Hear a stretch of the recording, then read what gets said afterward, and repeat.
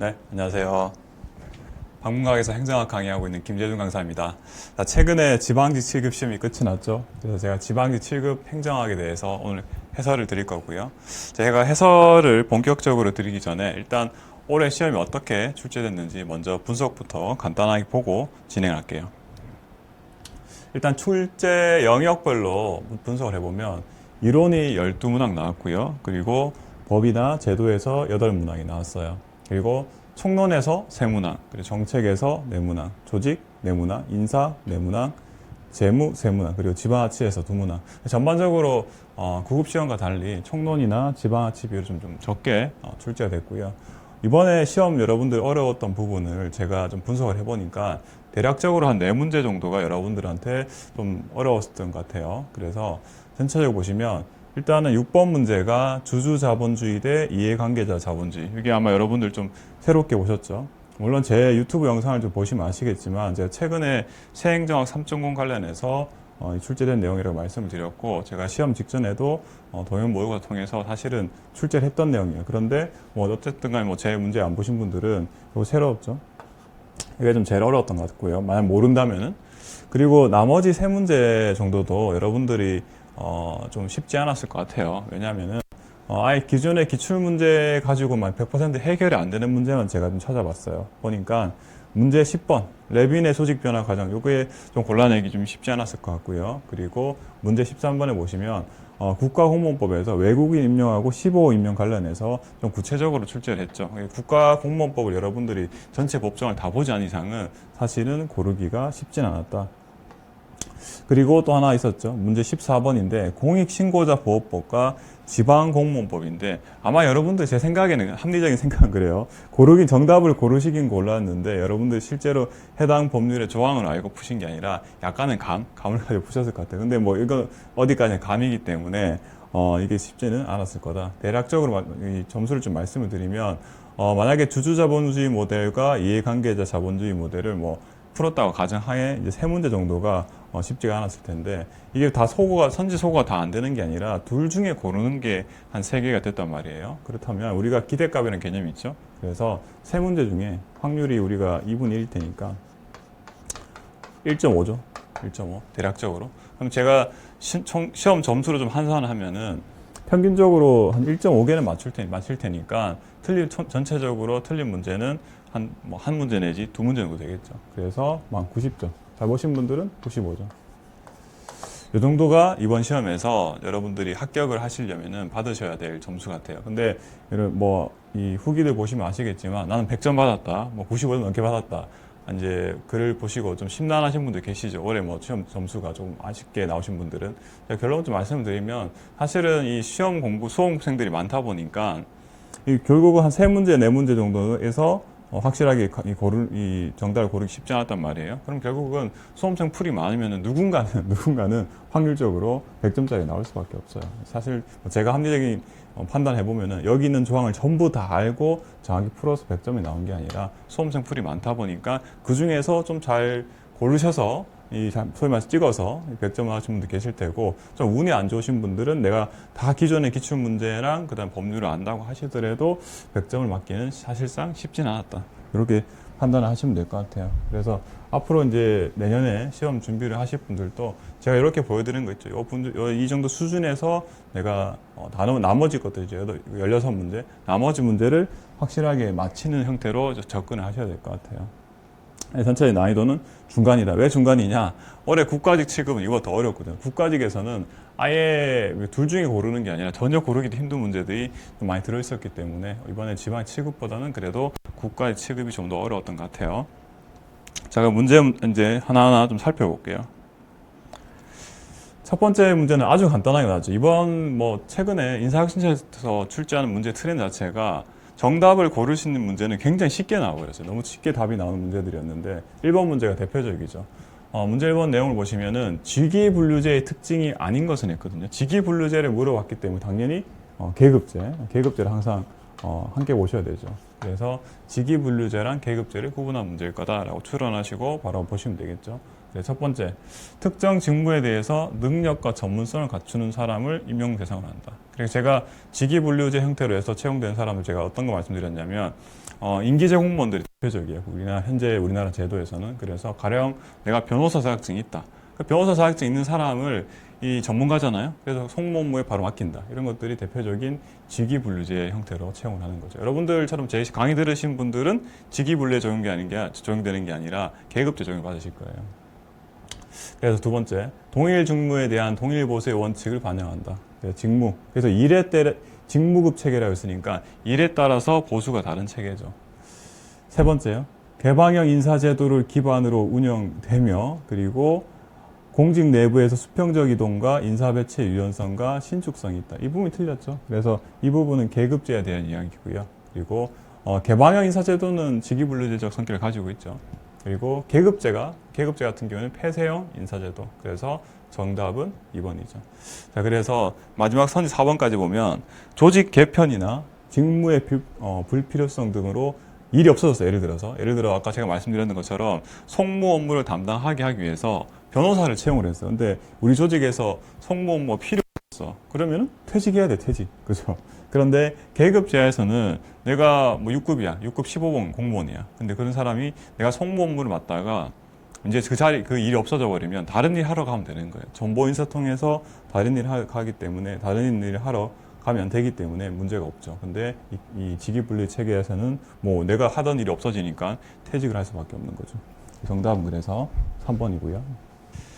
자, 이제 두 번째 문제 볼게요. 아마 두 번째 문제도 워낙 간단한 문제라서 여러분들 크게 어려움 없었죠.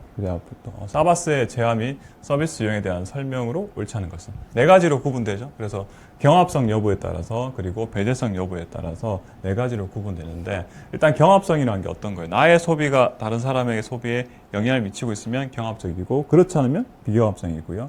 배제성은 가격을 지불한 사람만 이용할 수 있으면 배제성이 있고요. 그리고 누구나 다 공짜로 이용할 수 있으면 비배제적이라고 표현을 하고 있어요. 그래 따라서 네 가지로 구분되고 제가 이거 할 때마다 두 문자로 사실 말씀드렸어요. CO00 공짜가 다르죠. 예, 공공재라 불리기도 하고 제가 집합제라고 하기도 한다고 말씀을 드렸어요. 원래 영어를 보시면은 콜렉티브 굿즈죠. 그래서 뭐 직역을 하면 이제 집합제라고 표현할 수도 있겠죠. 어쨌든 이 네 가지로 구분되고 그에 따라서 하나하나 선지를 출제를 했어요. 그래서 보시면 시장제는 기본적으로 시장에 맡기는 거예요. 시장에 기본적으로 맡기는 건데 정부가 개입 안 하는 형이 있는데 이렇게 이 선지 1번처럼 소비자 보호와 서비스 안전을 위해서는 부분적으로 개입이 가능하고요. 두 번째, 공유제요. 공유제 같은 경우에는 경합성은 있지만 배제성이 없죠. 비배제죠. 그러니까 누구나 다 이용은 할 수 있어요. 대신에 경합적이죠. 그래서 이 예시가 나오는 게 공유지의 비극이 일어난다고 하잖아요. 누구나 다 이용할 수 있는데 나의 소비가 다른 사람의 소비에 영향을 미치기 때문에 이 목초지 예시를 나오잖아요. 목초지에서 마을 사람들이 소를 너무 많이 풀다 보니까 목초지가 황폐화 된다는 거예요. 그래서 과다 소비가 일어나는 거죠. 공짜니까. 근데 과다 소비가 다른 사람의 소비에 영향을 미치지 않으면 아무 문제가 없는데 다른 사람의 소비에 영향을 줄 수밖에 없어요. 그래서 2번도 맞는 내용이고요. 세 번째는 요금제죠. 요금제 여기 있죠. 요금제 같은 경우에는 경합성은 없죠. 비경합적인데 배제성이 있다는 얘기예요. 그러니까 요금을 지불한 사람만 이용을 할 수 있는 거예요. 그래서 뭐 과거에 이 예시로 나왔던 게 케이블 TV. 요즘은 케이블 TV 잘 안 보죠. 요즘은 이거보다는 OTT 서비스 하잖아요. 예를 들어 넷플릭스 같은 거. 그래서 넷플릭스도 매달 이용료를 내는 사람만 시청을 할 수 있고 그렇다고 해서 뭐 요금을 내서 내가 시청한다고 해서 다른 사람이 시청에 특별한 경우가 아니면 영향을 미치지 않죠. 그래서 이 요금제고 요금제 같은 경우에는 X 비효율성 이내 비효율이 발생할 수 있다라고 표현하고 있는데 요금제는 이런 거죠. 요금제는 규모의 경제가 발생. 그러니까 많이 투자하면 투자할수록 단가가 떨어져서 경쟁력이 올라가는 거죠. 사실 OTT 서비스도 마찬가지죠. 그러니까 일부 아주 큰 글로벌 대기업만 살아남았잖아요, 거의. 그래서 넷플릭스 같은 프로그램도 엄청나게 투자를 많이 하다 보니까 투자할 수 있는 기업이다 보니까 거의 사실상 독점 체제로 가고 있죠. 그래서 규모의 경제가 발생하니까 자연 독점이 일어나요.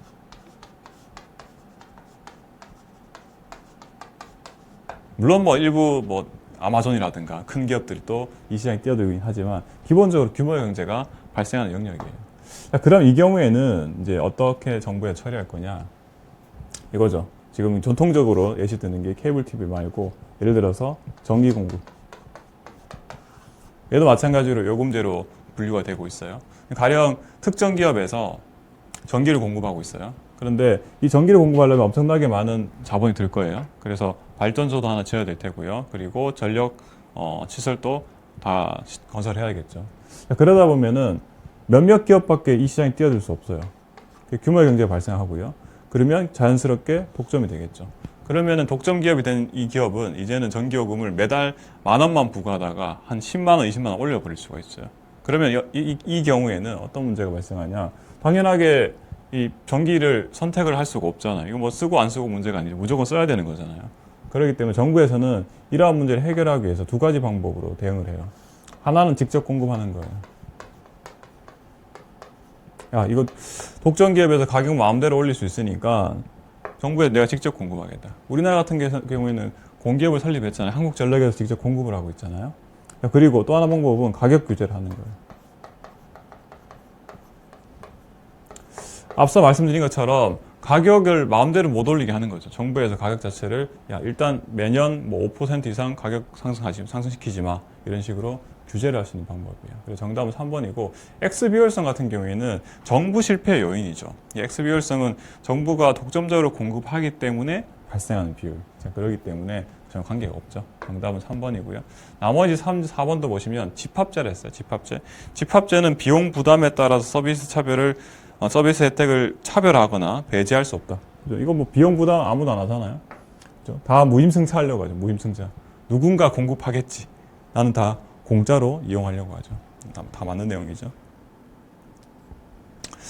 세 번째 문제는 행정 가치에 대한 설명으로 옳은 것을 해놨어요. 옳은 것은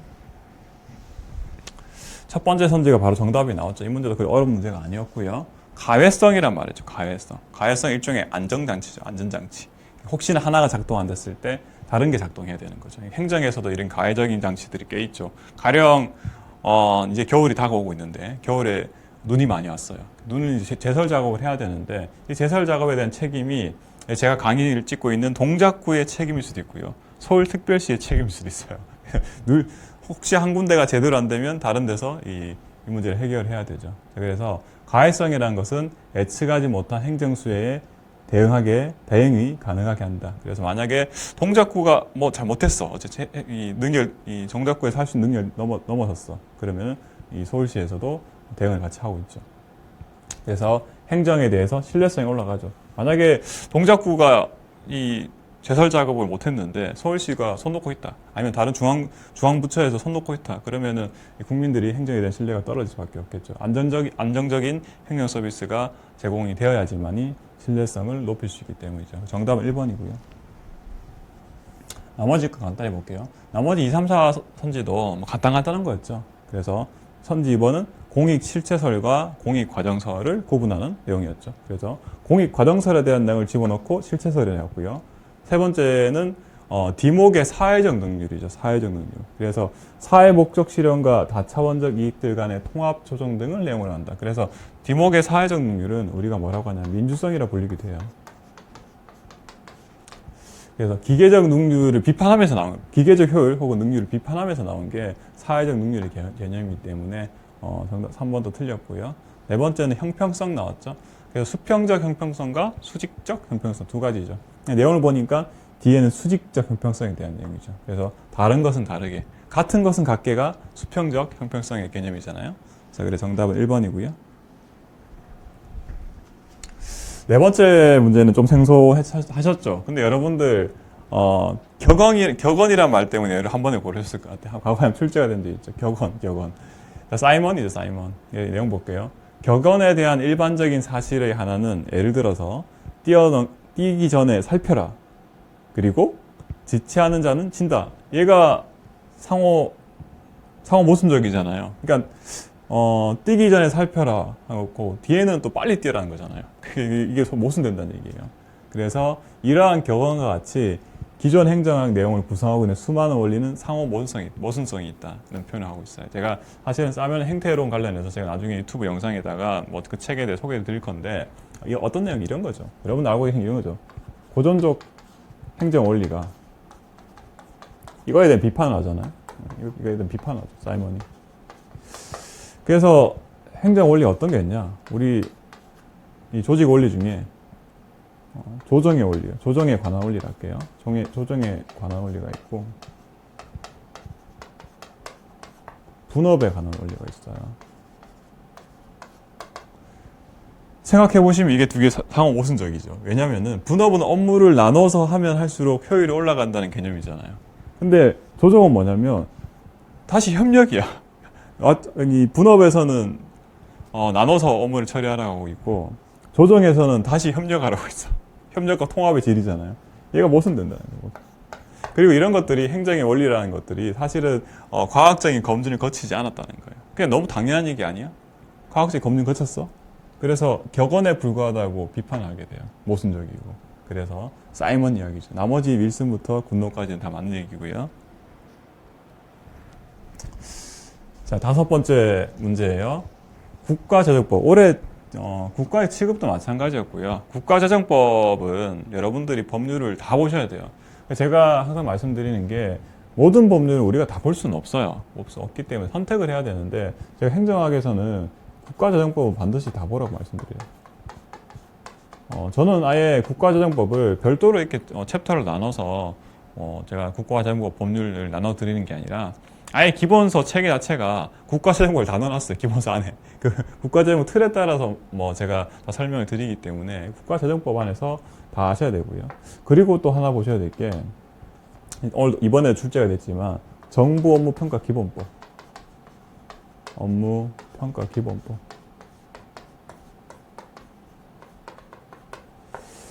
이 정도는 여러분들이 법률 조항을 다 보셔야 돼요. 다 보셔야 돼. 다 보셔야 되고요. 그리고 좀 그 다음에 세 번째 들어오는 게 이제 지방자치법이죠. 이게 우선순위예요. 아까 이제 이 법 이외에도 출제가 될 수 있잖아요. 이 법 이외에 출제된 것들은 여러분들이 확인하셔야 될 게, 최근에 재개정 사항 하시면 돼요. 재개정 사항 위주로만 보시고, 나머지는 기존에 출제됐던 조항들이 있죠. 출제됐던 조항들만 철저하게 학습을 하시면 돼요. 그러니까 나머지 이 법이 너무 많거든요. 예를 들어서 아까 제가 국가공무원법 말씀을 드렸는데, 국가공무원법도 있고요, 지방공무원법도 있고요, 그리고 공직자윤리법, 그리고 부패방지법. 법이 너무 많아요. 그 법 조항을 일일이 하나 다 보시기 너무 어렵고요. 그리고 그 보신다고 하더라도 기억이 안 나. 애초에 기억이 안 나기 때문에 여러분들은 목표치가 여기 있는 제가 말씀드린 세 가지 정도만 정확하게 잘 보시고, 나머지 법들은 출제됐던 거 위주로만 학습을 하시는 게, 그리고 이제 최근에 재개정된 거 여기만 보시는 게 훨씬 합리적인 공방법이에요. 그 이상 하시기가 너무 힘들어요. 그래서 국가재정법인데, 이 국가재정법에서 세출 예산 요구에 감액한다고 했죠. 감액한다는, 기본적으로 기재부에서 그냥 감액해본대. 요거 제출하면은 기재부에서 보고 감액해버리면 되는데, 근데 그럼에도 불구하고 장애 의견까지 듣게 돼 있어요. 다른 데는 장애 의견 들을 필요도 없는데 장애 의견을 들어야 한다 되고, 그리고 세출 예산 요구액을 감액할 때는 그 규모 및 이유, 감액에 대한 가의 장애 의견을 들어서 국회에 제출까지 해야 돼요. 함부로 하지 말라는 거잖아요. 감액을 함부로 하지 말라는 건데, 왜냐하면 이게 헌법기관이기 때문에, 제가 항상 말씀드렸어요. 헌법기관이기 때문에 함부로 정부에 통제하지 말라는 취지가 깔려 있는 거예요. 그래서 헌법기관 찾으시면 되죠. 그래서 헌법재판소, 중앙선관위. 아마 여러분들 헌법을 특히나 이제 7급 공부하신 분들은 헌법 공부하시기 때문에 이게 헌법기관도 고르실 수가 있죠. 그래서 물론 이제 감사원도 헌법에 규정이 되어 있긴 하지만 감사원 행정부로 들어오고요. 그리고 국가재정법상에서 사실 감사원도 이렇게 감액을 하고자 할 때는 장애 의견을 듣긴 들어야 돼요. 자, 참고를 하시고. 네, 정답은 기억하고 니은이죠. 자, 여기 보시면 되고. 이제 문제 6번이죠. 공공기관 지배구조 관련해서 주주자본주의하고 이해관계자 자본주의 문제였어요.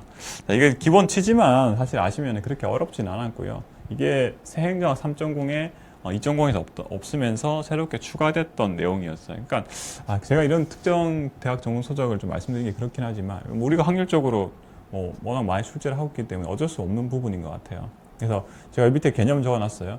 누가 여기 나오죠. 누가 기업 지배의 주체냐. 그에 따라서 두 가지를 구분한 거예요.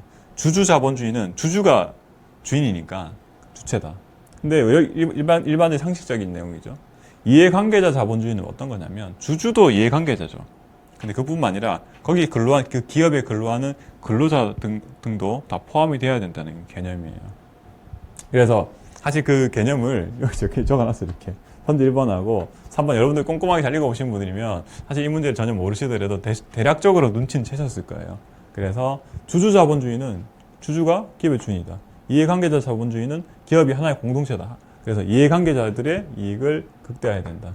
그래서 두 번째 보시면 주주 자본주의 모델의 기업 규율 방식에는 이사회 경영 감시, 시장에 의한 규율 등이 있다. 이렇게 표현 잘 보세요. 표현 잘 보시고요. 이렇게 제가 왜 표현을 말씀드리냐면 뒤에 제가 표를 하나 보여드릴 건데 이 표가 정확하게 이렇게 표현이 되어 있어요. 그 말은 뭐냐면 그 책에서 출제했던 내용이죠. 이야기겠죠. 네 번째 정답인데 이해관계자 자본주의 모델에서 근로자의 경영 참여는 종업원 지주제도 등을 통해서 이루어지며 단기 업적주의를 추구한다. 단기 업적주의. 근데 장기죠. 장기적인 성장을 좀 강조하고 있어요. 왜냐? 이 표를 보면서 말씀드릴게요. 주주 자본주의 모델하고 이해관계자 자본주의 모델이에요. 보시면 기업의 사회적 책임 측면에서 주주의 이익 우선주의가 아니라 기업의 사회적 책임을 강조하고 있고 장기적인 성장을 촉진하고 있다. 어디 있었죠 아까? 단기 기업주의, 단기 업적주의. 그래서 이게 이제 달라서 정답은 4번 선지가 됐는데 사실은 보면은 이 내용을 보시면 앞에 나왔던 그 기출 문제의 선지 내용하고 딱 동일한 워딩을 쓰고 있죠. 그래서 사실 여기서 출제를 한 내용이다. 여기 나오죠. 이사회의 경영 감시, 시장에 의한 규. 그래서 아직 이 문제가 제 개인적인 생각이에요. 이 문제가 앞으로 뭐 더 나올 법한 성질의 것은 아니에요, 사실은. 아닌데 이미 이제 한번 나왔기 때문에. 아직 그러면은, 그 교재, 세행 3.0에서 추가가 됐으나 아직 출제 안 한 것도 있을 수 있죠. 그 문제들은 여러분들이 한 번 정도 확인하셔야 되고 사실 이 문제 다시 안 나온다 하더라도 여러분들이 이 문제만 풀어보시면은 이 개념이구나. 개념상 어려운 거는 사실 없으실 거예요. 그리고 제가 이거 문제 말고도 국가의 7급에서 하나 적중했다고 하면 제 유튜브 영상을 만들어놨는데 지역 상생 발전 계획이라는 개념이 있었죠. 그것도 마찬가지로 그 책에 추가가 돼서 제가 문제를 만들어서 출제를 드렸던 거예요. 7번째 문제 볼게요. 7번째 문제도 이거는 이제 여러분 맞히셔야 될 문제예요. 주민 참여 제도에 대한 설명으로 옳은 것은 주민투표법이 따로 있다. 이건 다 알고 계신 내용이죠. 그냥 지방자치법에도 규정이 있지만 별도로 주민투표법을 정하고 있죠. 그래서 최근에는 작년에는 이 주민 조례개폐 청구 있죠. 조례개폐 청구 관련해서도 원래는 지방자치법에 다 들어있었는데 그게 따로 법률로 떨어져 나갔죠. 주민 발안에 관한 법률로 떨어져 나갔죠. 그래서 법이 지방자치법에 규정이 되어 있는지 아니면 지방자치법에 그냥 포괄적으로만 적어놓고 세부적인 것은 이렇게 따로 주민투표법처럼 따로 정해졌는지 이걸 물어보는 내용이었고요. 두 번째, 주민은 지방자치단체 권한에 속하는 사무처리가 법령을 위반하거나 공익을 현저하게 해친다고 판단될 때 주민감사 청구죠. 주민감사 청구는 따로 법이 없어요. 지방자치법에 다 들어있어요. 그래서 지방자치단체장이 아니라 상급 기관 장한테 감사 청구하는 거죠. 그래서 우리가 중층적인 거 기본적으로 시군구다. 시군구에 대해서는 시도지사에게 감사 청구하는 거고 그 위에 시도가 문제더라. 그러면은 주무부 장관한테 이렇게 되죠. 하나 위에죠, 하나 위에. 이렇게 되고요. 세 번째요. 주민은 지방자치단체의 공금 지출에 관해서 위법한 행위에 대해서는 해당 지방자치단체의 장을 상대로 주민소송이 가능하다는데 이게 도입을 물어봤죠. 도입 언제 했는지. 이런 거 어렵죠. 근데 다행히 지역적인 숫자를 낸 게 아니고요. 택도 없는 숫자 냈죠. 2021년에 냈죠. 2021년에 전부 개정되면서 들어온 것은 사실 여러분들 이것도 구급문제 출제됐어요. 구급문제. 올해 국가직구가 출제가 됐죠. 이 규칙에 대해서 의견 제출할 수 있는 게 새로 들어왔잖아요. 그래서 감사 청구는 이미 이전에 들어왔고 감사 청구에 따라서 주민소송도 이전에 다 들어왔죠. 그래서 여러분들이 순서를 좀 기억을 하시는 게 필요하긴 해요. 그래서 제가 써드리는 게 조감 투, 송환. 조례개표 청구권, 그리고 주민감호 청구가 같이 들어왔고요. 그 다음에 주민투표, 주민소송, 주민소환. 그리고 이 지방자치법은 아니지만 이 다음에 들어온 게 주민참여예산. 참여예산 들어왔고요. 그리고 재작년이죠. 재정 기준으로는 재작년이죠. 2021년 그때 규칙에 대한 의견 제출 이렇게 들어왔죠. 규칙은 단체의 장거, 그리고 조례는 지방의회에다가 청구를 할 수 있죠. 그래서 순서를 기억하셔야 돼요. 조감투 송환하고 최근에 참여예산, 그리고 규칙에 대한 의견 제출. 참여예산은 이제 지방자치법이 아니라 얘는 지방재정법이죠. 이걸 구분하셔야 되고요. 자, 그래서 3번 또 틀렸고요. 그 다음에 네 번째 볼게요. 주민은 지방의회 의원과 지방자치단체장에 대한 주민 소환을 할 권리를 가지고 있다. 근데 여기죠. 조감투 송환이고 여기. 소환할 권리를 가지는데 비례대표는 제외죠. 비례대표는 제외예요. 여러분 그건 다 아시는 내용일 거고, 교육감은 포함이 되죠. 교육감은 들어오고요. 그리고 이제 비례대표 의원만 제외된다. 근데 이게 최근에 아직 법이 안 바뀌고, 제가 촬영하고 있는 시점으로 법이 안 바뀌었어. 아직 19세 이상이야. 아마 18세로 내년에 바뀔 거예요.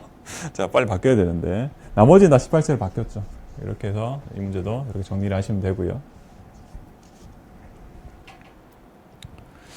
그 다음 문제 볼게요.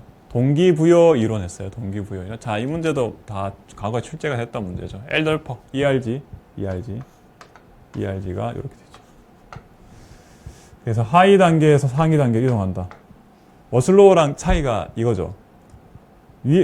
아래에서 위로도 올라가지만, 만약에 위에 게 잘 안 되면 거꾸로 획기적으로 하향적인 욕구 단계로 이동도 가능하다고 본다. 머슬로우는 뭐 그런 얘기 안 하잖아요. 두 번째요. 허츠버그 나왔어요. 허츠버그의 이요인론, 이요인 이론. 이게 사실 뭐 이 출제하는 사람들마다 살짝 달라하고 있는데, 결론은 이거죠. 이 동기 요인이 있고 위생 요인이 있다. 그래서 동기 요인을 충족을 해야지 동기가 유발된다는 거고, 위생 요인 같은 경우에는 말 그대로 불만을 일으키는 거예요. 부족하면 불만이 발생할 수 있어요. 부족하면. 그래서 충족된다고 해서 동기 유발되는 게 아니라 불만이 없는 상태라고요. 동기 요인이 충족이 안 되면, 동기 요인이 충족이 안 되는 게 동기 유발이 안 되는 거지, 그렇다고 해서 불만이 생기는 건 아니라고 얘기하고 있죠. 그래서 이게 독립적으로 있잖아요. 독립적으로. 그래서 이 내용만 다 하시면은, 종업원의 직무 환경 개선, 얘는 위생 요인 되겠죠. 그리고 창의적인 업무 활동은 동기 요인이 되겠죠. 자, 그래서 다르다고 보는 거죠. 그래서 이 창의적인 업무 할당을 해야지 동기가 부여되는 거고, 직무 환경 개선은 이 불만이 없는 상태로만 된다는 거죠.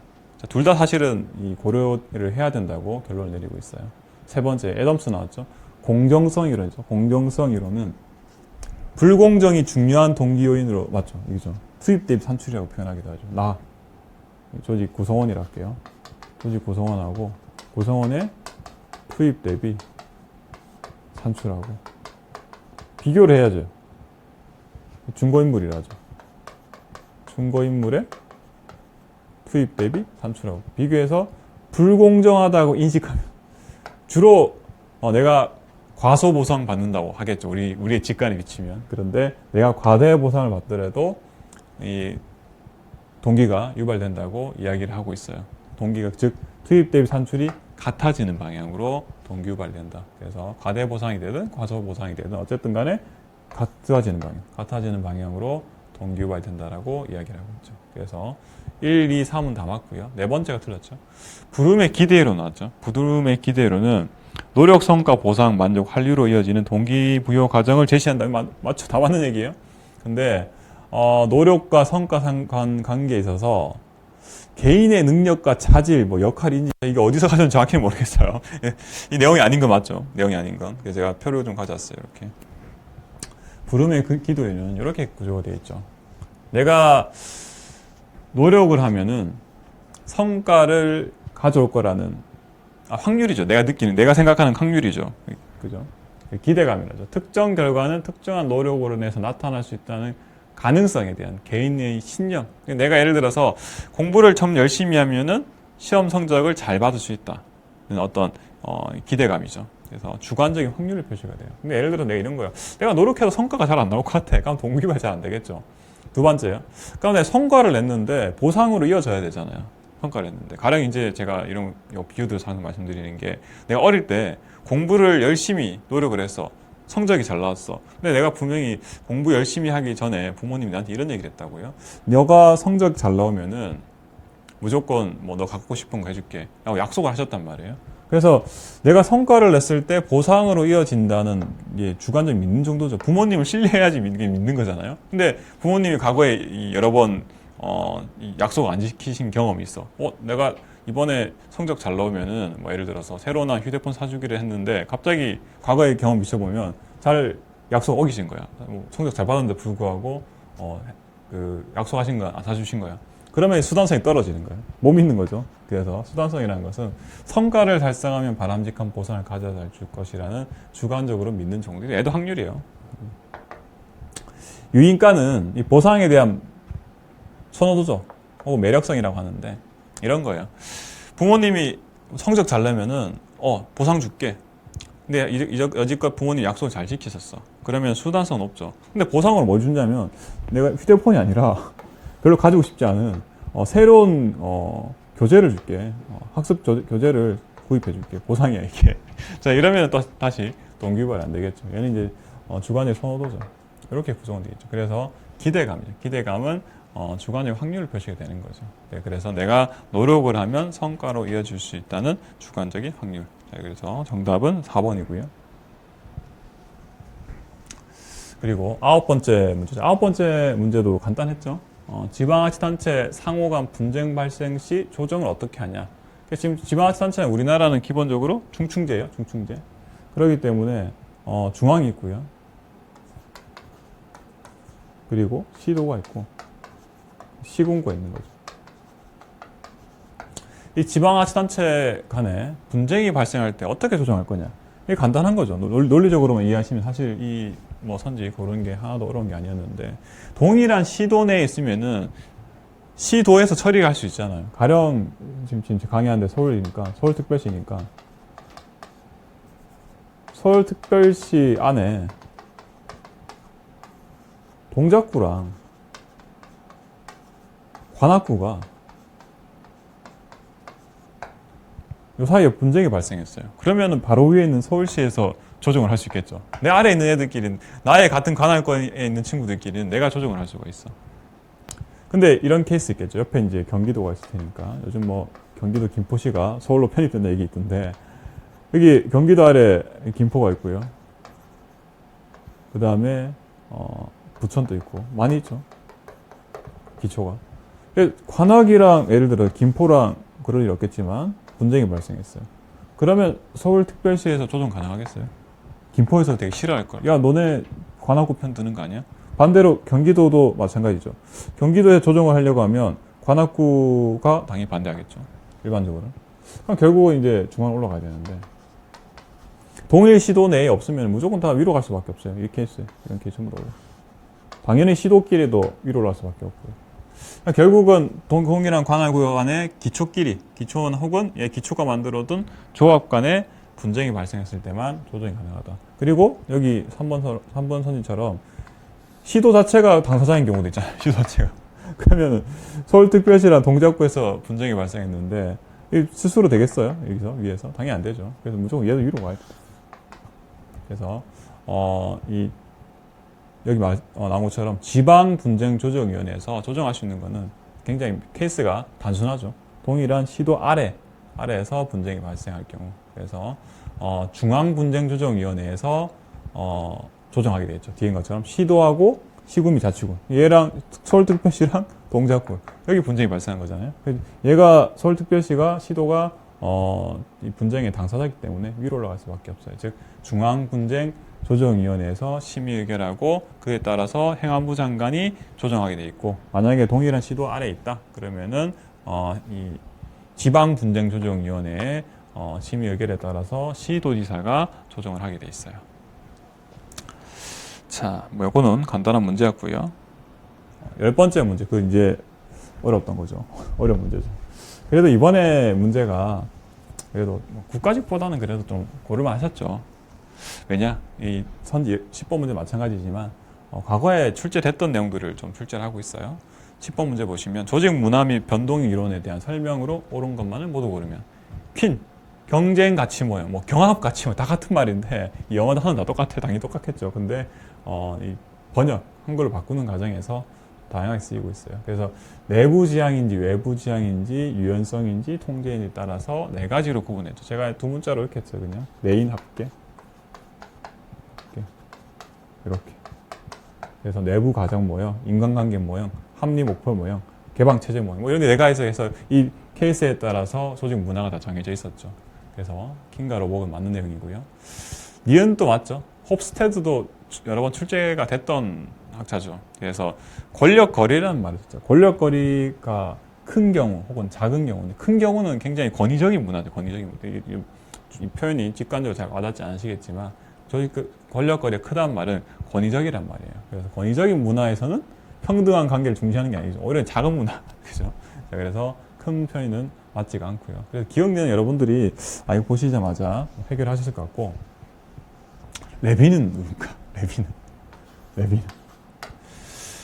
자, 레빈은 아마 과거에 출제 잘 안 했던 학자고요. 그리고 어느 정도 수준의 지엽적인 내용이냐면 일단은 행정학 개론서에서는 소개를 안 하고 있고요. 대부분. 그리고 행정학 세부 전공에서 행정학과 세부 전공에서 행정 조직 이론 중에서도 제가 보는 여러 가지 조직 이론 책 서적이 있거든요. 국내 서적에서는 특정 교수님은 그냥 여기 이 문제 출제한 정도 세선에서만 간단하게만 소개하고 있어요. 조직 이론 정보 소적 내에서도.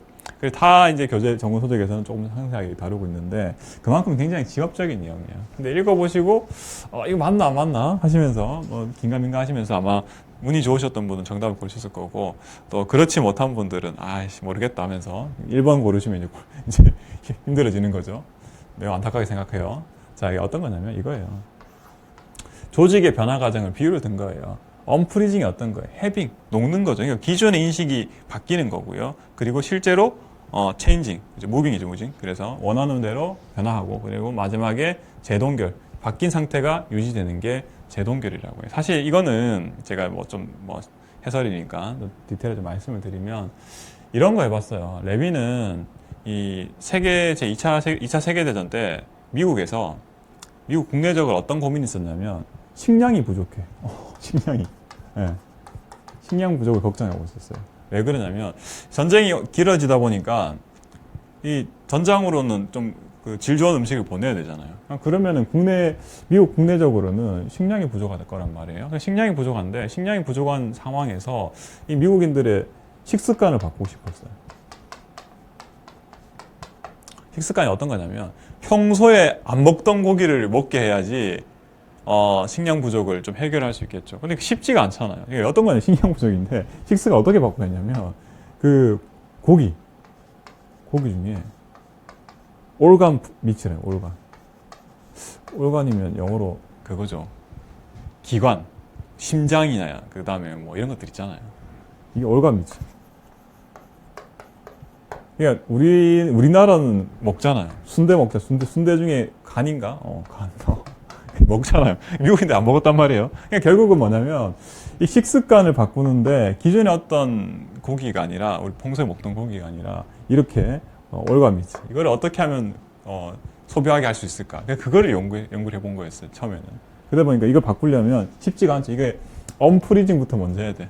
이거 먹는 거에 대해서 인식을 일단 바꾸는 게 좀 중요하다고 봤어요. 그 연구를 보면은. 그래서 어떻게 하냐. 마치 이 식습관이 단지 그냥 올가미츠 먹는 게 단지 과거의 인식이 어떤 거냐면 이거는 안 먹는 거다, 버리는 거다, 아니면은 가난한 사람들만 먹는 거다 이런 게 아니라 이제는 그 애국자 이 지금 국외에서 전쟁을 하고 있으니까 이런 거 먹는 것을 마치 애국자인 것처럼 하는 어떤 그 사회적인 인식을 좀 바꾸게 하자. 하여튼 이런 식으로 하고 있어요. 그래서 해빙관을 거친다. 그리고 이제 인식이 좀 바뀌겠죠. 드디어 이제 뭐라죠? 이 올간미츠? 우리나라 빠지면 부속물이랄까요? 이런 것들 먹는 거에 대해서 인식을 바꾸고 그리고 점점 실제로 식습관이 바뀌고 이 바뀐 식습관이 이제는 다시 유지되게끔 하는 전략을 얘기하고 있어요. 근데 사실 이건 제가 실제 이런 실험을 말씀을 드린 거고 이제 이거를 조직 변화로 얘기를 하면은 기존의 조직 상태에서 바꾸려면은 조직 구성원들의 인식을 좀 바뀌어야 되고요. 바뀌어야 된다는 인식을 바꾸고 실제로 바뀌고 그리고 바뀐 상태가 다시 원래 돌아가면 안 되잖아요. 그래서 언프리징이라고. 리프리징이라는 표현을 쓰고 있어요. 그래서 이런 거를 설명하고 있는데 사실은 이 문제도 워낙에 지엽적이긴 했어요. 제가 다음에 기회가 되면 제가 오늘 말씀드렸던 내용을 좀 유튜브 영상을 따로 제작을 해서 디테일하게 좀 올려놓을게요. 정답은 2번이죠. 그죠? 11번째 문제는 간단히 푸셨죠. 평정 방법에 대해서 출제한 거였고요. 그리고 다수의 평정 요소와 평정 요소별 수준을 나타내는 등급으로 구성한다. 세 번째 보면 딱 정답이 들어있죠. 평정 요소와 평정 등급에 대한 평정자의 자의적 해석이 가능하다. 여러분 입직하시면 이제 1년 5급 이하로 입직하시게 될 텐데 대부분 입직하실 텐데 그 경우에는 근무 성적 평가를 1년에 2번 받죠. 근무 성적 평가 받을 때 이 도표식 평정법, 평정척도법에 근거해서 평정을 받게 되실 거예요. 이런 거예요, 이런 거. 저도 1년에 2번을 받다 보니까 매번 보던 거였는데 이거 성실성, 예를 들어 성실성, 매우 우수, 보통, 미우, 매우 미우. 이런 식이에요. 그럼 다음에 평정자 과장님 보시더니, 성실성? 이 친구는, 뭔가 마음에 안 들어. 미우. 이런 식이 될 수 있죠. 성실성이 굉장히 추상적이잖아요. 단순하게 근태해가지고 평가를 할 수 없잖아요. 뭐 출근을 정시했니, 퇴근을 정시했니, 이것만 판단할 수 있는 게 아니라 업무를 하면서도 뭐 유튜브를 보고 있니, 아니면 업무 보고서를 한다고 하더라도 그게 뭐 오타가 많니, 이런 거 가지고 정말 그 추상적이잖아요. 성실성이란 말 자체가.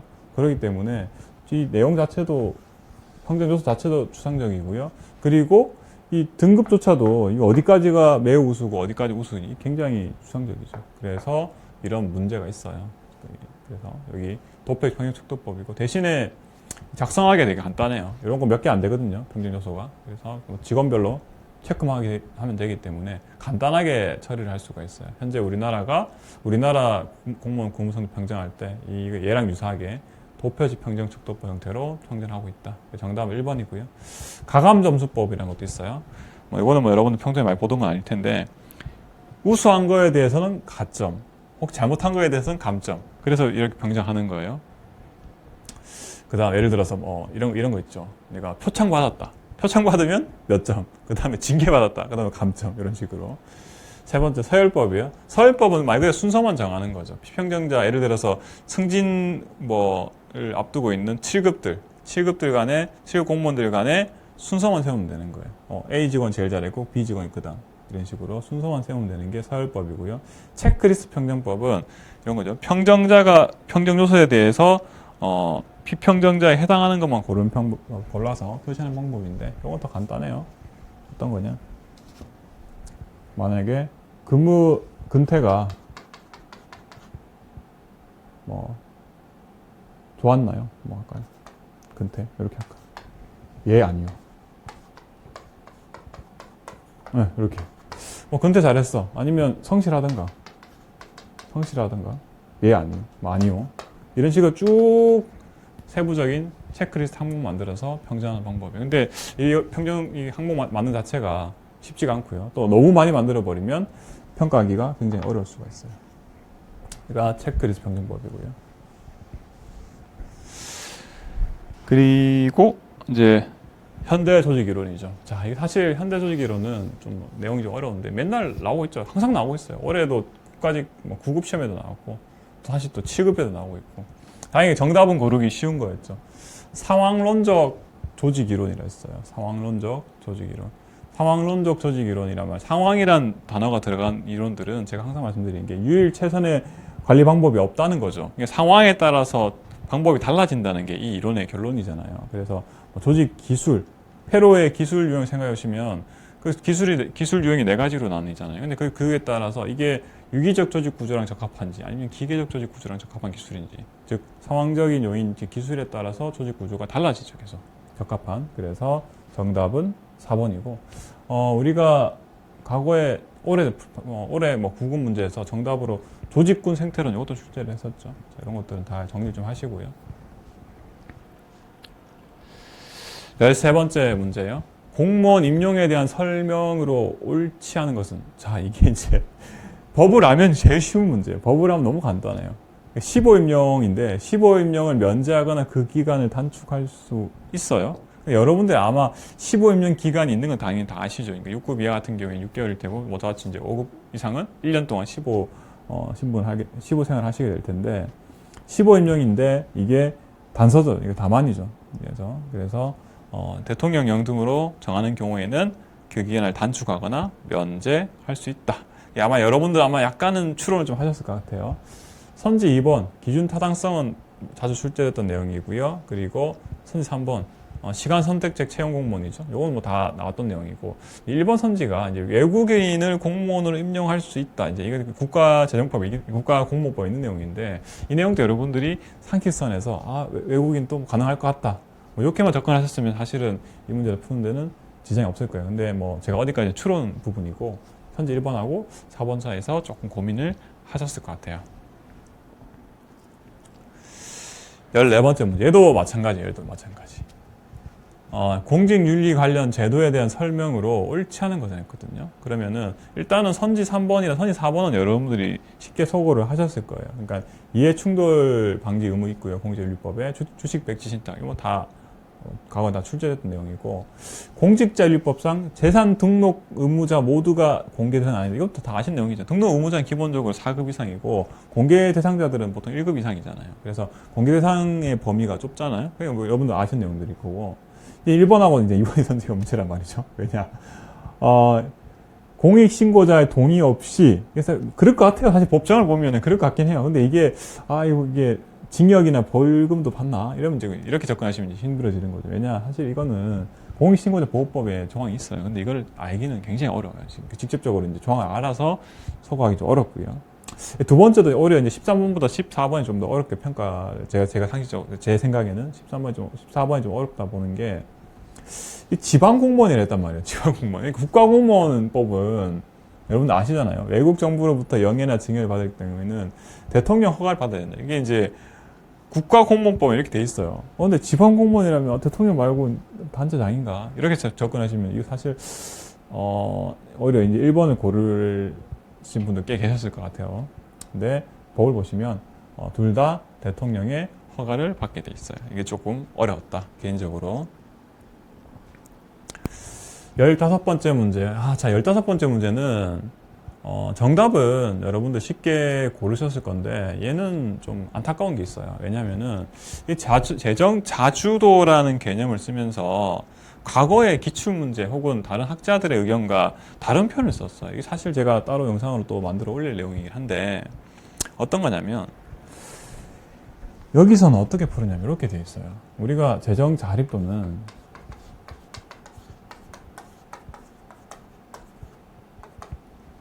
일반에게 총 세입분의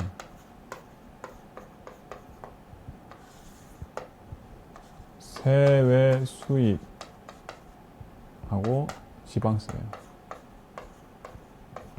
재정 자주도라는 개념은 분모 같고요. 분자에 들어간 것도 세외 수입 그리고 지방세, 그 다음에 들어가는 게 용도 재원이 없는 의존세. 대표적으로 보통교부세가 있어요. 받으면 아무데나 내가 직접 버는 건 아닌데 받으면 내가 쓰고 싶은데 쓸 수 있는 재원이에요. 근데 문제가 뭐냐면 제가 제 기본서 마찬가지예요. 이 세외 수입 플러스 지방세를 저는 얘를 자주 재원했고요. 나머지를 다 의존 재원이라고 했어요. 실제로 제가 기본서를 그렇게 적어놨고, 과거에 이제 기출문제도 그렇게 해석을 했고요. 그런데 이번 문제는 문제가 뭐냐면, 두 번째 선지 보시면 재정 자주도는 일반회계 예산에서 자체 수입이란 말이 나오고요. 또 자주 재원이란 말이 나와요. 자체 수입과 자주 재원을 다른 개념을 쓰고 있거든요. 무슨 말이냐면 여기서는 이렇게 쓰고 있어요. 세외 수입이랑 지방세를 자주 재원이 아니라 얘는 노란색 표시할게요. 자체 재원으로 보고 있고요. 죄송해요. 자체 수입이래요, 여기 또. 그리고 용도 제한이 없는, 남한테 받는 거긴 하지만 내 마음대로 쓸 수 있는 것을 자주 재원으로. 골치 아프죠. 이렇게 보면 제가 노란색을 쓴 표시를 따르면은 앞에 재정자주도 개념 맞죠? 뭐가 정답일까요? 정답이 없어요, 정답이. 이게 법령에 따라서 법령에 딱 명시가 되어 있으면은 혼선의 여지가 없어요. 그런데 이 학자들마다 좀 표현을 달리하고 있어요. 그래서 제가 기본서나 기존에 제가 해설했던 거는 기존의 각 기출문제에서 보이던 입장대로 제가 해설을 했어요. 그리고 또 타 학자 제가 전공서도 다 확인했고, 근데 이번에 문제에서는 이 다른 표현을 쓰고 있는 거예요. 다른 표현. 자, 이 부분은 사실은 기출 문제끼리는 정리가 돼야 되는데 이 정합성 문제가 벌어진 거예요. 정합성 문제가. 그러니까 기출 문제 간에 충돌이 발생한다는 거죠. 제가 아마 이것도 따로 영상 만들 때 다 다른 기출 문제 제가 보여드리면서 설명을 다 드리긴 할 건데 이 부분도 제가 좀 굉장히 불만스럽긴 해요. 여러분 수험생 입장이 굉장히 곤란하잖아요. 어떤 사람은 이거를 자체 수입이라고 얘를 또 자주재원이라고 이렇게 하니까 어쨌든 이 문제는 다행스럽게도 이게 만약에 이걸 가지고 논란이 됐다면 이 문제가 핵심이 됐다면은 당연히 논란이 됐었겠지만 다행스럽게도 뒤쪽이 확실히 틀렸죠. 보통 교부세 교부 기준의 적용 기준은 재정력 지수죠. 다행스럽게 재정력 지수 밑에 설명도 돼 있어. 그래서 정답은 2번인데 이 개념은 좀 문제가 있다. 특히 문제가 기출 문제들끼리 정합성이 발생하기 때문에 문제가 발생할 수 있다. 요거는 제가 어떻게든 좀 처리를 해볼게요. 제가 민원을 넣든지 뭘 하든지 간에 좀 해결해 볼게요. 그래서 세 번째도 2번이 정답이고요. 재정력 지수는 맞죠? 기준 재정 수요 대비 수입. 그래서 너가 필요한 수요가 이만큼인데 수입이 모자라네? 그러면 그에 따라서 보통 교부세를 주는 거죠. 그러니까 사실 좋은 건 아니에요. 왜냐면은 보통 교부세를 많이 받는다는 것은 내가 살림살이가 안 좋다는 거야. 중앙에서 보니까. 마지막으로 이제 주민 1인당 지방세 부담액을 했는데 이거를 지방세액을 해당 지방한테 주민수로 나눈 것으로 세입 구조 안정성을 판단 기준이 된다. 이건 사실 처음 나온 개념이긴 하죠. 주민 1인당 지방세 부담액은 당연히 세입 구조 안정성을 판단할 수 있는 기준 쓸 수 있겠죠. 상식적으로. 이거는 한번 읽어보시고요. 자, 16번째 문제. 얘는 뭐 간단했죠. 예산 과정에 대한 설명으로 옳지 않은 것은 요 여러 번 출제했던 내용이고 정답은 3번이죠. 국회에 제출된 예산안은 예결위에서 예비심사 아니죠. 소관 상임위에서 예비심사하고 그 다음에 예결위에서 종합심사하게 돼 있죠. 그래서 소관 상임위 위치가 바뀌었죠, 그죠? 그래서 정답은 3번이다. 나머지는 여러분들 워낙에 자주 나왔던 수치들, 이 결산도 나오고요. 그 다음에 편성도 나오고 이런 것들 다 출제를 많이 했던 내용이니까 넘어갈게요. 17번째 문제. 이건 뭐랄까요? 약간의 상식이 필요했죠.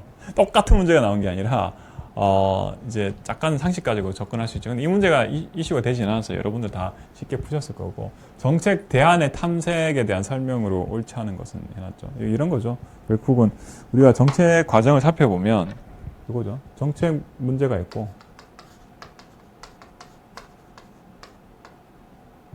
정책 문제가 있고 1호부터 달성하려는 정책 목표가 있고 이러한 정책 목표를 달성하기 위한 다양한 대안을 탐색해 보는 거죠. 이게 여기죠. 이거에 대한 문제였어요. 과거 또는 현재의 정책을 참고하거나 그리고 외국 또는 다른 지방자치단체에 활용한 정책 대안으로 고려하는 것은 점증주의 접근에 해당한다. 점증주의가 어떤 거예요? 과거에 조금씩만 바꾼다는 거잖아요. 점증은 엄밀히 따지면 조금씩 늘어난다는 개념이에요. 점증이니까. 그런데 정책 대안 측면에서는 조금씩 바뀐다는 개념이에요. 그러니까 과거에 하던 거에서 조금 바꿔보고 뭐 이런 거죠. 그래서 마찬가지로 다른 국가에서 하던 거 혹은 다른 지방자치단체에서 하던 거 선에서 완전히 새로운 걸 하는 게 아니라 완전히 새롭게 하는 게 아니라 과거에 하던 거나 다른 데 하던 거 참고해서 조금씩 바꾸는 것은 점증주의 접근에 해당하는 거죠. 완벽하게 새롭게 정책 대안을 탐색해 보려면 합리주의적 접근을 해야 돼요. 모든 걸 다 가능성을 열어두고 모든 걸 다 탐색을 해봐야 되기 때문에 근데 합리주의적이고 얘는 이제 딱 제한된 거죠. 몇 개 과거에 하던 거, 현재 하던 거, 다른 데 하던 거 이건 보는 것은 점증주의죠.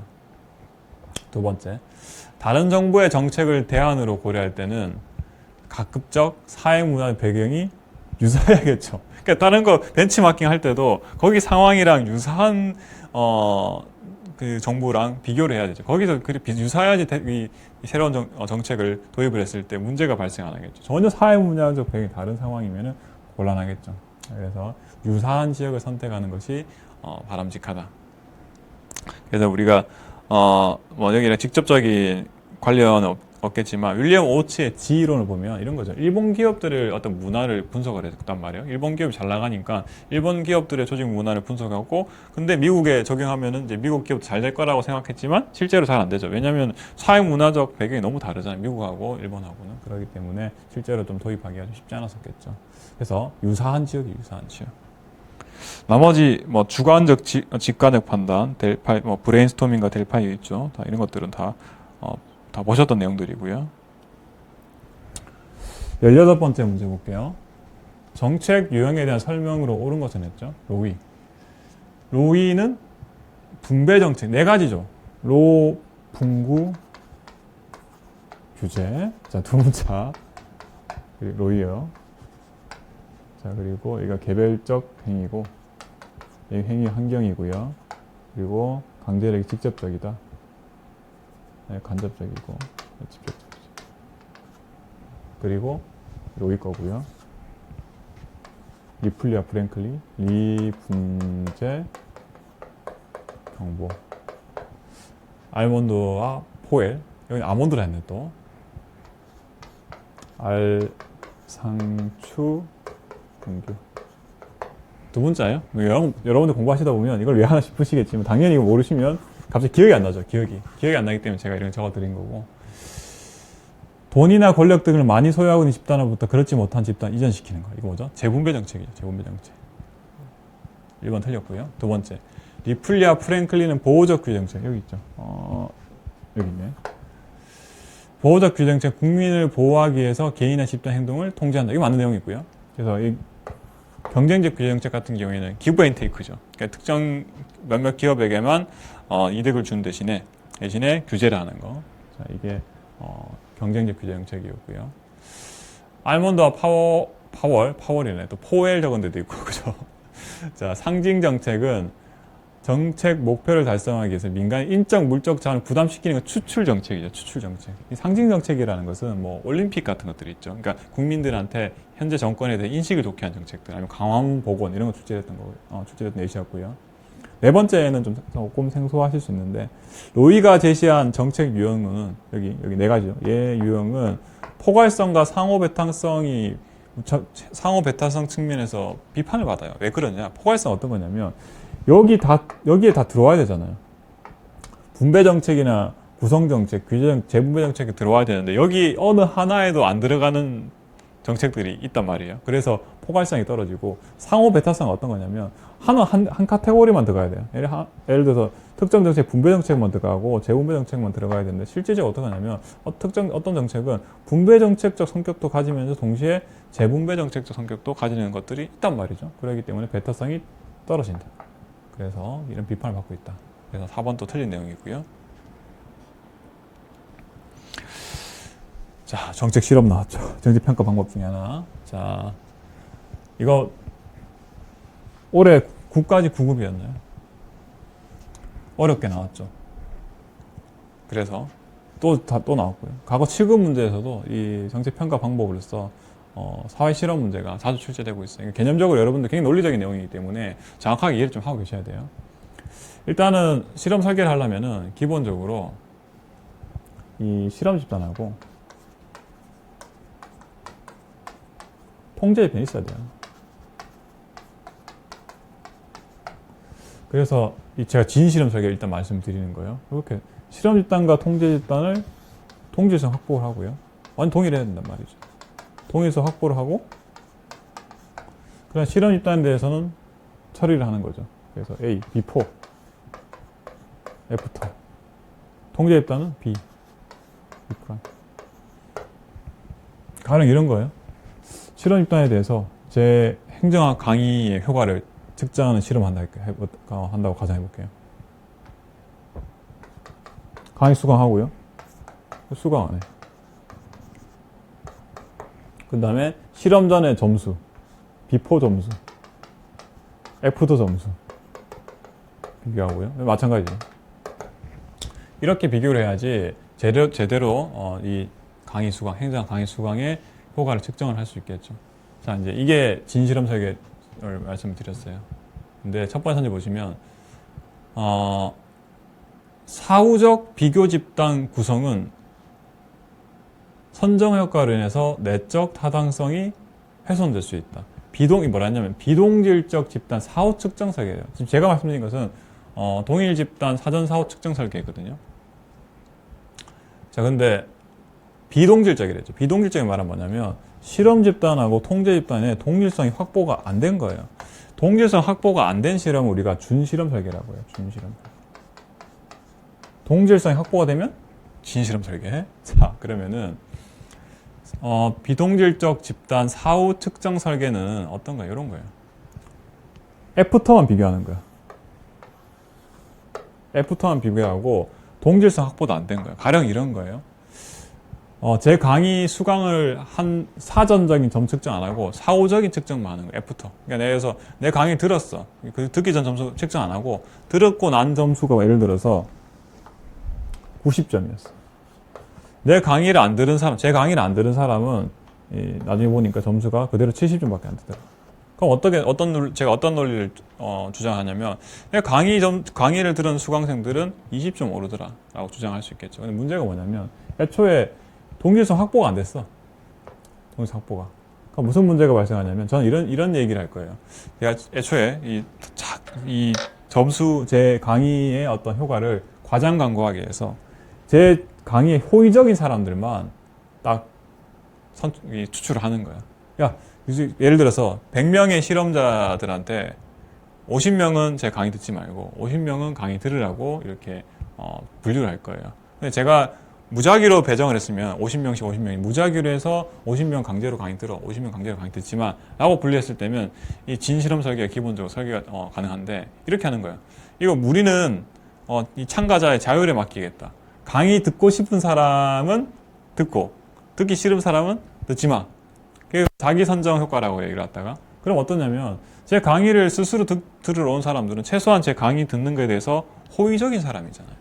이해가 되시나요? 그럼 당연하게 이 실험 효과가 잘 나타날 수밖에 없어요. 그러면 내적 타당성이 훼손될 확률이 있겠죠. 두 번째요. 진실험은 모방 효과로 인해서 내적 타당성이 훼손될 수 있다. 여러분들 이 국가적 구분에 마찬가지인데 진실험 설계라고 해서 진실험 설계가 내적 타당성이 높은 건 맞아요. 그렇다고 해서 내적 타당성이 전혀 훼손되지 않냐? 이건 아니에요. 이걸 착각하시면 안 돼. 그래서 진실험 설계는 모방 효과 어떤 거냐면 실험 집단하고 통제 집단 구분한 다음에 통제 집단이 실험 집단의 어떤 강의 수강이라든가 이런 거에 효과를 누리면 안 되잖아요. 근데 누릴 수밖에 없는 상황, 누리게 되는 효과를 갖다가 모방 효과를 가령 이런 거예요. 강의 행정학이 아니라 공부 방법 강의를 들었어. 공부법 강의. 공부법 강의를 들어서 공부하는 방법이 바뀌었어요. 실험 집단이. 근데 통제 집단이 사람이잖아요. 그래서 사람들이 관찰하는 거야. 완전히 분리가 안 돼 있는 거야. 그러니까 실험 집단 사람들하고 통제 집단 사람 만나다 보니까 공부 방법 우리 강의 들어서 이제 우리 하루에 원래 3시간 공부하던 거 5시간 공부할 거야. 공부하고 있어. 하면서 이 얘기 들으니까 통제 집단에서 우리도 5시간 공부해야지. 이렇게 돼버리는 거예요. 이게 오버할 거죠. 그러면 어떻게 되겠어요? 당연히 내적 타당성이 훼손될 수밖에 없겠죠. 통제 집단도 이 공부 방법이 바뀌기 때문에 성적이 달라질 수밖에 없을 테니까. 세 번째요. 비동질적 통제 집단 설계는 진실험자가 같은 내적 타당성을 확보할 수 있다. 사실 이 문제가 이 선지가 명확하게 틀렸죠. 그래서 비동질적 통제 집단 설계란 말은 애초에 얘가 준실험 설계잖아요. 준실험 설계는 애초에 진실험 설계보다는 내적 타당성을 확보하기가 어렵죠. 그래서 정답은 3번이고요. 자, 그래서 진실험과 준실험을 비교하면 실행 가능성 측면에서는 준실험이, 내적 사전성 측면에는 진실험이 더 우수하다. 얘는 여기 다 똑같은 얘기 적혀 있잖아요. 실행 가능성 말씀드리면 앞서 말씀드린 거와 똑같아요. 진실험 설계를 하려면 제가 아까 100명을 데리고 무작위로 50명씩 배정을 해야 되잖아요. 강의를 듣고 싶어 하든 그렇지 않든 간에 무조건 제가 배정을 해야 돼. 그런데 그렇게 하면 사실은 이 실험을 하기가 어렵겠죠. 무조건 참여자들한테 강제적으로, 야, 너는 강의 듣지 마, 너는 강의 들어 라고 강제하는 거기 때문에 실행 강의 좀 어렵고요. 대신에 아까 말씀드렸던 선정효과 좀 발생할 수 있죠. 강의 듣고 싶은 사람은 듣고, 듣기 싫은 사람은 듣지 마. 이럴 때는 이게 준실험 설계가 되겠죠. 대신에 실행 가능성이 훨씬 높겠죠. 참가자들이 훨씬 호의적일 거기 때문에. 자, 이런 것들이 있다. 마지막 문제요. 정부 업무 평가 기본법상 정부 평가 제도에 대한 설명으로 옳은 것은, 이건 여러 번 출제됐던 거죠. 그래서 첫 번째, 기재부 장관 안 나오죠. 기본적으로. 정부 평가 기본법상. 그래서 재평가는 국무총리고요. 그 다음 두 번째가 정답이죠. 중앙행정기관의 장은 자체평가 해야 되죠. 자체평가 할 때도 바깥에 구성위원, 자체평가위원회 3분의 2 이상은 민간위원을 하게 돼 있죠. 그리고요. 세 번째, 행안부 장관 나왔는데 보니까 특정평가는 국무총리죠. 행안부 장관은 어떤 거죠? 여기 뒤에 선 4번에 바로 나오죠. 선 4번처럼 지방자치단체 그리고 하고 해서 여기 있네, 그죠? 합동평가. 합동평가는 행안부 장관이 하는 거죠. 그러니까 자체평가나 재평가 같은 경우에는 기본적으로 국무총리, 그다음 이 지방자치단체에 위임해서 처리한 사무 즉에 대해서는 합동평가는 행안부 장관. 이렇게 정리하시면 될 것 같아요. 자, 오늘 이제 길게 강의를 드렸는데 강의 해설 듣느라 고생하셨고요. 다음 기회에 뵙겠습니다. 네, 감사합니다.